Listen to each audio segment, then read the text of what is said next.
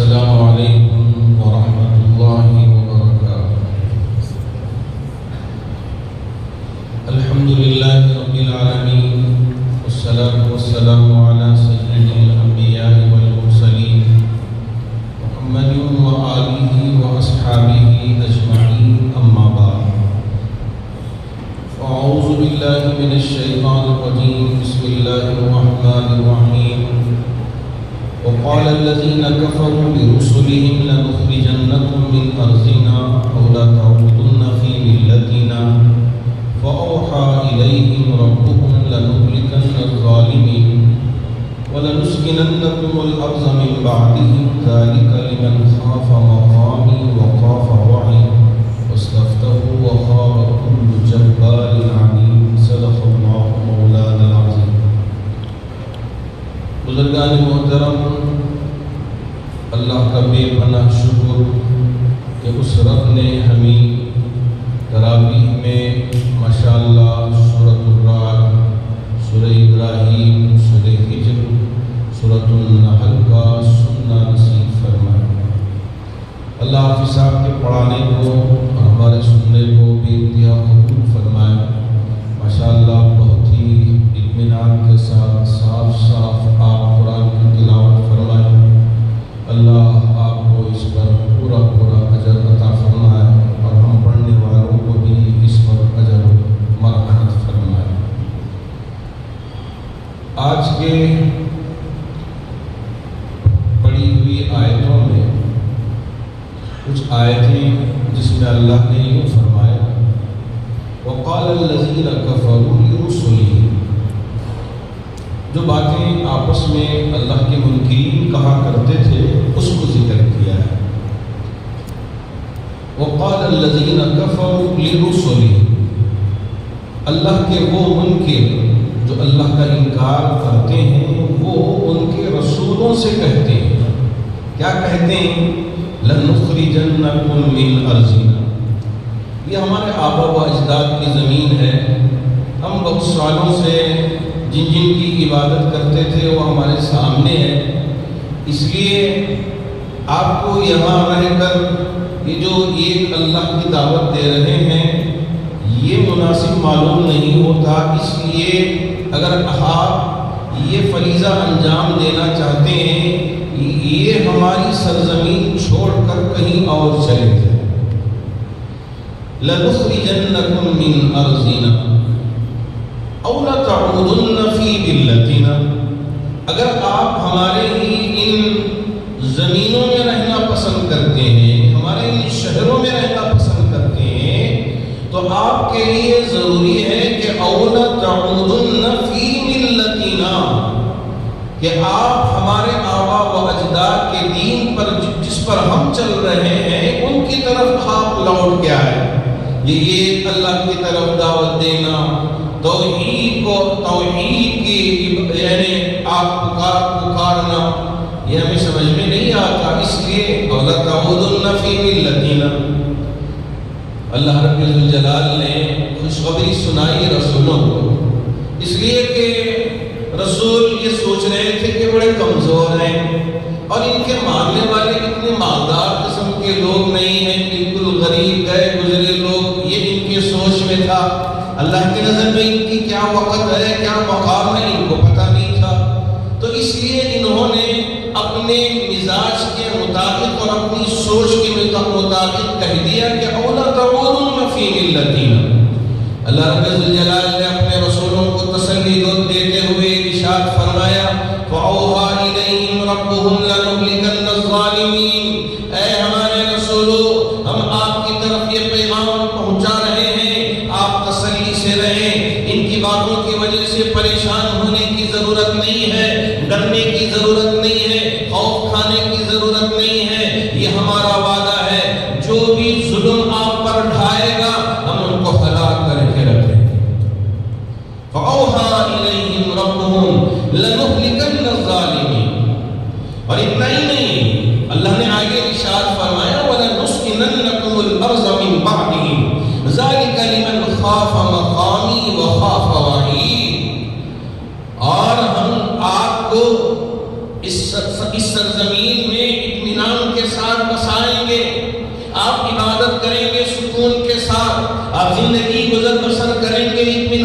ساتھ اللہ اکبر کی ثنائیں لگانے میں کسی طرح کی کوئی آڑ نہیں ہوگی، اور تسبیح کرنے کے لیے کوئی پریشانی نہیں ہوگی، نمازیں ادا کرنے کے لیے کوئی پریشانیاں نہیں ہوگی۔ وَلَنُسْكِنَنَّكُمُ الْأَرْضَ مِنْ بَعْدِهِمْ، اس کے بعد ہم آپ کو سکون کی زندگی میسر کریں گے۔ یہ کن لوگوں کے لیے ہے؟ ذَلِكَ لِمَنْ خَافَ مَقَامِي وَخَافَ وَعِيدِ، میرے سامنے کھڑے ہونے سے ڈرتے ہیں، قیامت کے دن میری رب کی بارگاہ میں کھڑے ہونے آئے،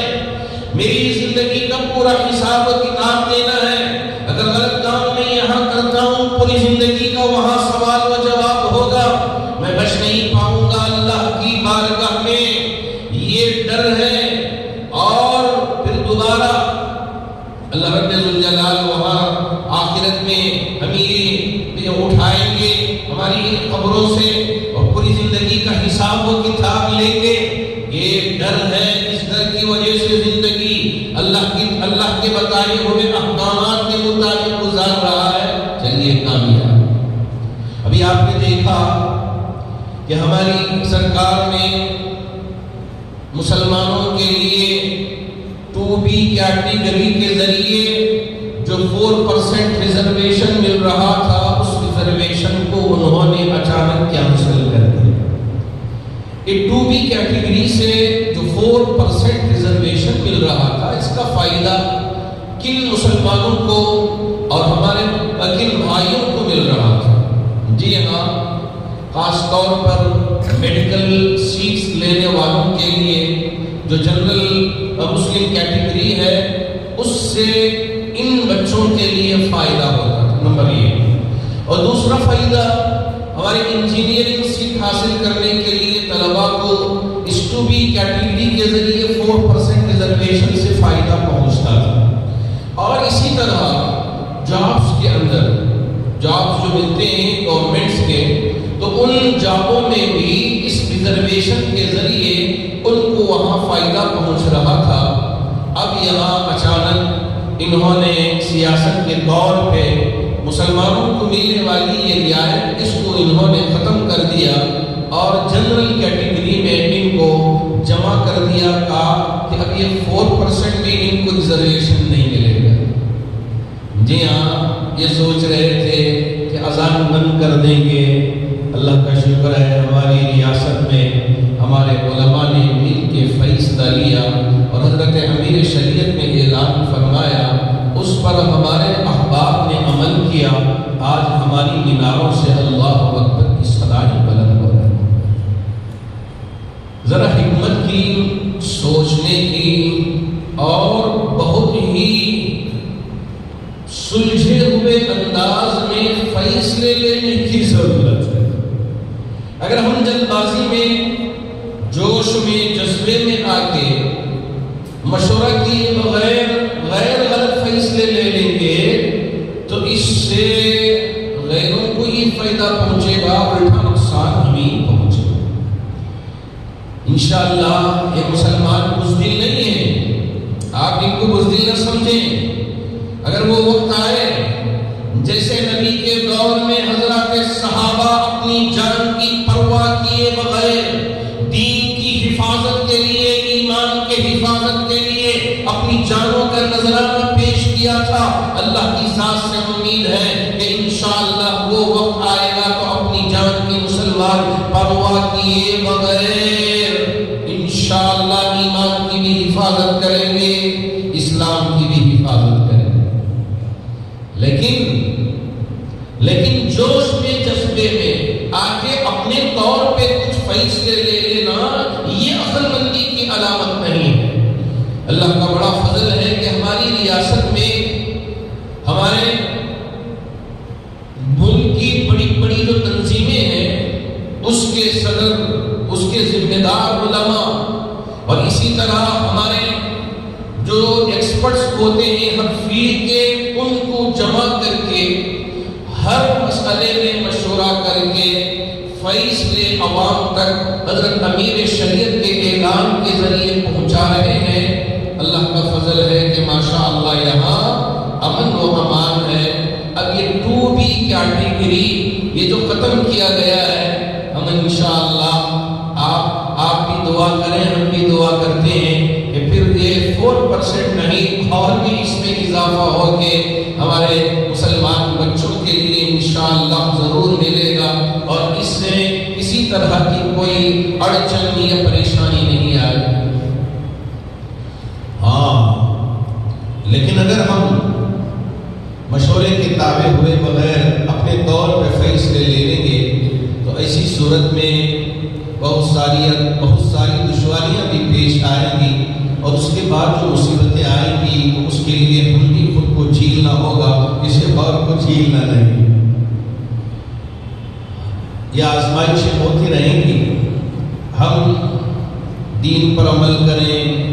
شریعت پہ عمل کریں، غیر غلط کام نہ کریں، غیر غلط چیزوں میں اپنے آپ کو مبتلا نہ کریں، اللہ کی مدد آئے۔ یہ جو شیطان ہے جس کا ابھی آج کی تراویح میں ذکر ہوا کہ وہ قال الشیطان لما قضی الامر، قیامت کے دن جنت والوں کو جنت کے سلسلے میں فیصلہ سنا دیا جائے گا، بھائی آپ جائیے جنتی ہیں، آپ جائیے جنتی ہیں۔ دوزخ والوں کو دوزخ کا فیصلہ سنا دیا جائے گا کہ بھئی آپ دوزخ ہی جائیں، فرشتے کھینچتے ہوئے دوزخ میں لے کے جائیں گے۔ لما قضی الامر ان اللہ وعدکم وعد الحق، دوزخ میں جتنے بھی لوگ جمع ہوں گے ان لوگوں کو اب یہ شیطان کہے گا اللہ نے کیا جو دنیا میں تم سے وعدہ کیا تھا وہ وعدہ سچا تھا، وَوَعَدْتُكُمْ فَأَخْلَفْتُكُمْ، میں تم سے جو وعدہ کیا کرتا تھا، آؤ یہ جو میوزک ہے تمہیں سکون پہنچائے گا، ہاں یہ ناچنے والی مجلسیں آپ کو ایک سرور پہنچائیں گی، اور اسی طرح شراب پیو گے تو مست ہو جاؤ گے، اور زنا کرو گے تو ایک انسان کو بشری ایک جو تقاضا ہے وہ پورا ہوگا۔ یہ ساری چیزیں آپ کو میں چمکا چمکا کر دنیا میں دکھاتا رہا اور دھوکہ دیتا رہا، اور جیسے پلیٹ میں بہت ساری چیزیں سجا کے رکھ کے دیتے ہیں، اسی طرح گناہوں کو میں تمہارے سامنے سجا کے پیش کرتا رہا اور تم میری جال میں پھنس گئے۔ وَوَعَدْتُكُمْ فَأَخْلَفْتُكُمْ وَمَا كَانَ لِي عَلَيْكُمْ أَن دَعَوْتُكُمْ فَاسْتَجَبْتُمْ لِي، میں تو کوئی زور زبردستی نہیں کی کہ بھئی آپ آئیں نہیں آئیں گے تو ہم آپ کو ہماری ٹیم سے نکال دیں گے،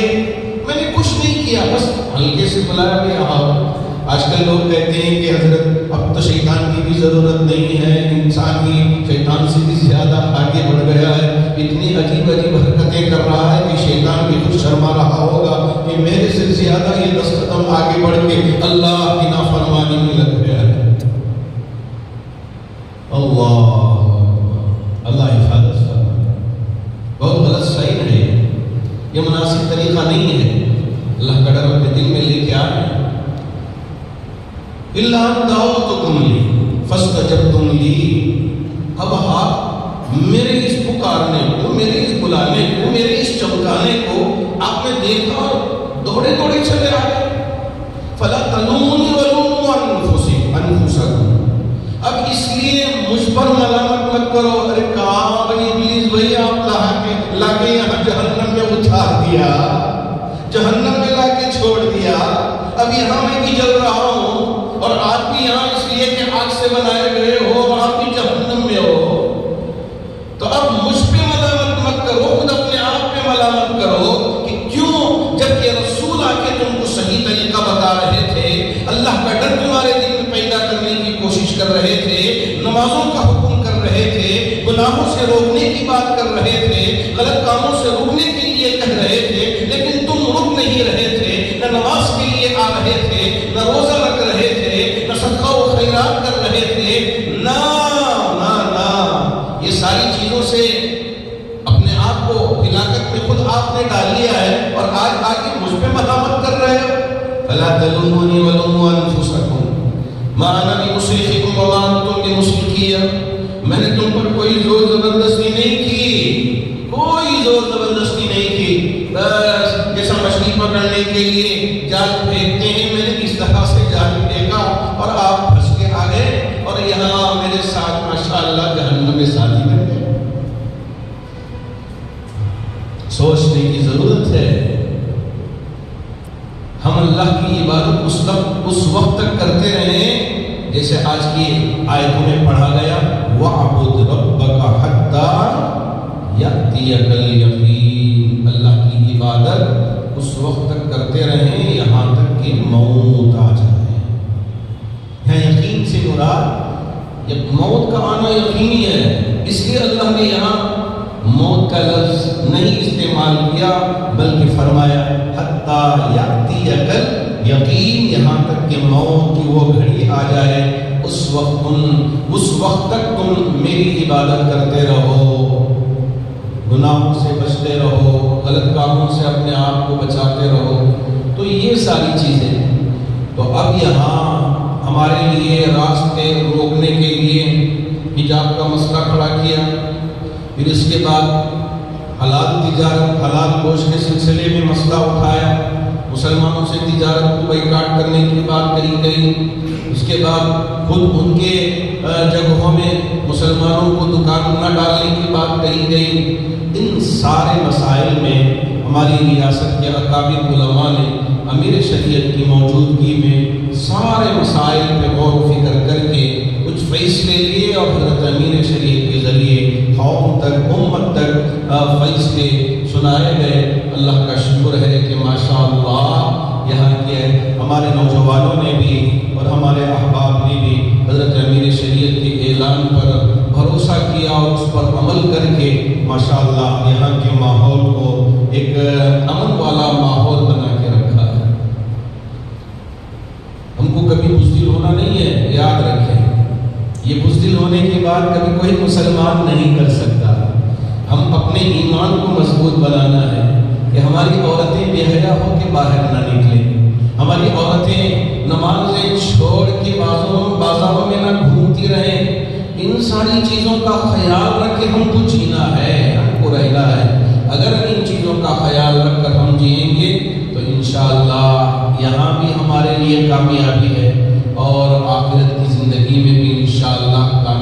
کامیابی ہے۔ دعا کریں کہ اللہ رب الجلال میرے لیے بھی اور آپ کے لیے بھی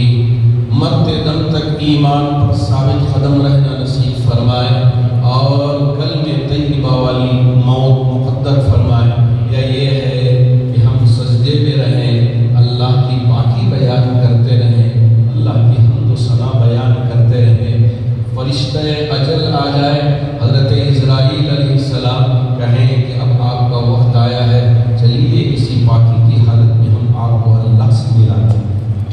اللہ اسی موت میں سے